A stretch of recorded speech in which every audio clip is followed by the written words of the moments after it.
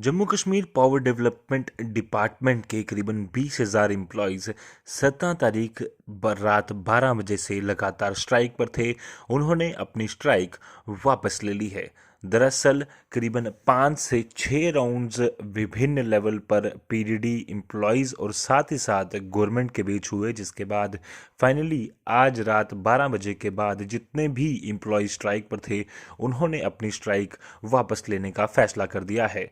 दरअसल लगातार इनकी 4 मांगों को लेकर जो स्ट्राइक चल रही थी उस पर एक नेगोशिएशन सरकार के और इन एम्प्लॉयज़ के बीच में हो चुकी है, जिसमें ADGP Jammu doctor Mukesh Singh, divisional commissioner Jammu Raghav Langar, MD जेपीडीसीएल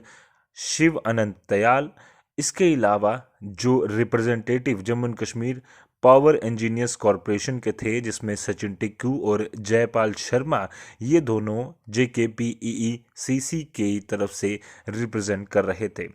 4 मांगों में सबसे मुख्य मांग थी कि जो जॉइंट वेंचर जेकेपीटीसीएल और पीजीसीआईएल यानी कि जम्मू और Kashmir power transmission corporation limited और power grid corporation India limited के बीच में हो रहा था, उसको लेकर सरकार ने क्या कहा है, आइए आपको बताते हैं।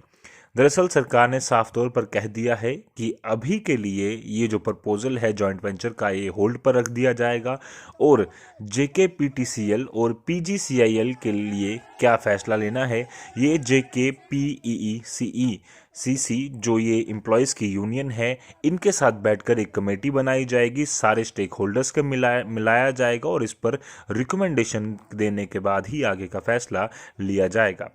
दूसरी जो महत्वपूर्ण मांग थी इन एम्प्लॉयज़ की वो थी कि टाइम बाउंड मैनर पर जो प्रोसीजर है वो कंप्लीट होना चाहिए और इन्होंने कहा था कि वाइट पेपर दिया जाए जिसमें कि जो SO 191 2019 जो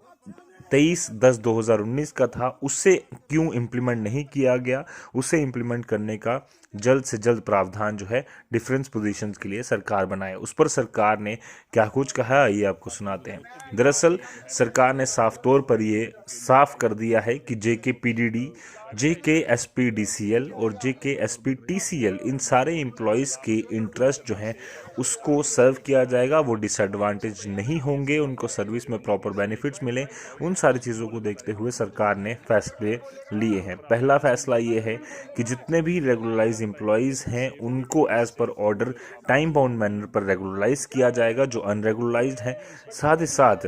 टेक 3 कैडर की जो डीपीसी है वो टाइम बाउंड मैनर पर की जाएगी। इसके अलावा पीडीएल और टीडीएल के जितने भी एम्प्लॉयज़ हैं वो as per the recruitment rule DPC उनकी प्रॉपर की जाएंगी और जो जेपीडीसीएल और केपीडीसीएल के अंदर आते हैं उनकी भी टाइम बाउंड मैनर पर डीपीसी कर उनकी परेशानियों को हल करने का फैसला किया जाएगा। और साथ ही साथ सरकार ने कहा है कि टाइम बाउंड मैनर पर किसी तरह की प्रॉब्लम जितने भी एम्प्लॉयज़ हैं उनको सैलरी में ना आए, उसको भी सरकार ने एक रिटन कंसेंट में अश्योर किया है।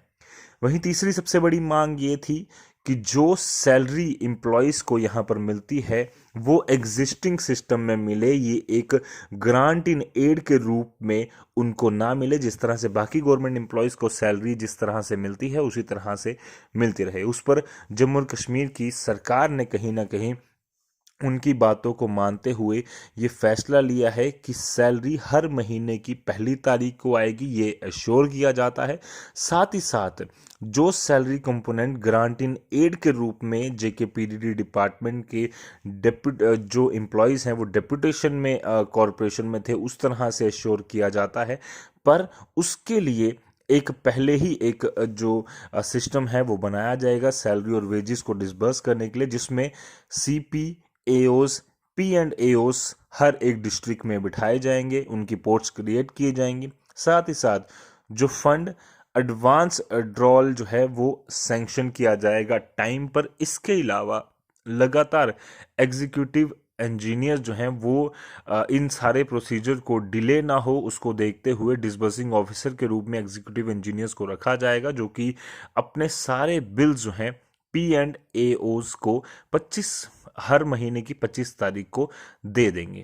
इसके अलावा जो टाइम बाउंड मैनर पर टाइमली सैलरी और वेजेस इन सारे एम्प्लॉयज़ के निकले, उसको भी सरकार ने एश्योर किया है, जो कि आज लेफ्टिनेंट गवर्नर ने जब के जम्मू और कश्मीर में हम मीडिया कर्मियों से बात करते हुए ये बात साफ तौर पर उन्होंने